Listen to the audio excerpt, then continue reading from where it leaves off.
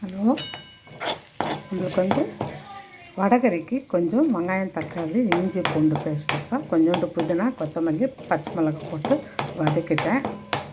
இது மிளகாத்தூள் கொஞ்சோண்டு போட்டிருக்கேன். உங்களுக்கு நல்லா கொதிச்சுட்டாரு.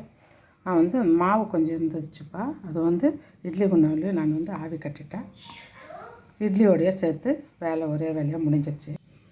வடைக்கு கடலப்பருப்பு மாவு நம்ம இட்லி குண்டாலேயே இட்லியோடு போட்டு வேக வச்சுட்டா ஒரே வேலையாக நம்மளுக்கு வேலை ஈஸியாக முடியும்ப்பா. நல்லா அதை தூள் பண்ணிக்கலாம். இட்லி மாதிரி ஆகிடுச்சு நம்மளுக்கு. இப்போ நம்ம இந்த வடைக்கறி மாவை போட்டு வச்சுக்கோம்ப்பா. நமக்கு வடைக்கறி ரெடி ஆகிடுச்சுப்பா. நம்ம ஆஃப் பண்ணிடலாம். நம்மளுக்கு இட்லியும் வடைக்கறியும் ரெடி ஆகிடுச்சு ஃப்ரெண்ட். தேங்க்யூ.